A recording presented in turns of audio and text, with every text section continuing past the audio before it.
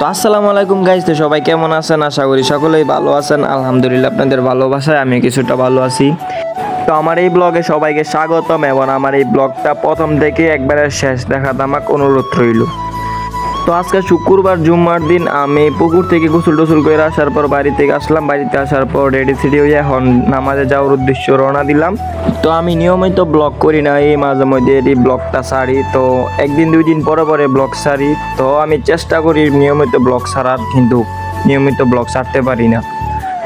তো সবাই আমার সাপোর্ট করবেন, আমি যাতে সামনে আরও এগিয়ে যেতে পারি, আরও সুন্দর সুন্দর ব্লগ যাতে আপনাদেরকে দিতে পারি।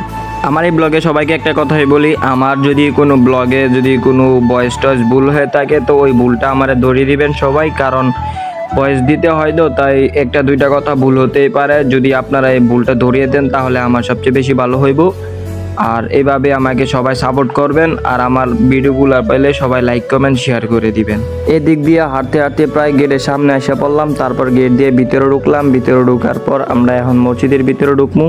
মসজিদের ভিতরে ঢুকার আগে আমি পুকুরে গেলাম। পুকুরে যেয়ে পাউডার টুনি পরিষ্কার করলাম, পাউডার টুনি ধুইলাম। তারপর পায়ের মাঝে একটু ময়লা পড়ছিল, পরে পাও সাও ধোয়া সব শেষ। তারপর মসজিদের ভিতরে রওনা দিলাম। তো সিঁড়ির মেয়েদের জুতা মোজা থুইয়া মসজিদের ভিতরে ঢুকে পড়লাম। এখানে ঢুকার পর দেখি ভিতরে খুতবা পড়াইতেছে, আমি বাইরে দাঁড়া ছিলাম।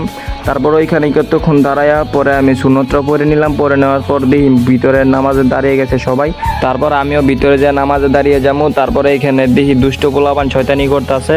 পরে নামাজ টামাজ শেষ করার পর আমি বাসার দিকে এখন রওনা দিতেছি। তো মাদ্রাসার পাশে আমাদের বাসা। তো মাদ্রাসা থেকে আমাদের বাসায় যাইতে বেশিক্ষণ লাগে না, সর্বোচ্চ 2-3 মিনিট লাগে।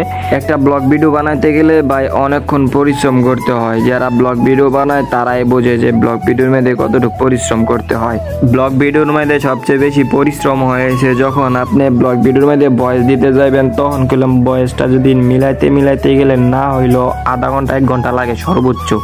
যারা ব্লগ ভিডিও বানায় তারাই বোঝে একটা ব্লগ তৈরি করতে গেলে যে কতটুকু পরিশ্রম করতে হয়। তো আজকের ব্লগটা এই জায়গায় শেষ। তো সবাই ভালো থাকবেন, সুস্থ থাকবেন, জেনেই থাকেন, ভালো থাকবেন।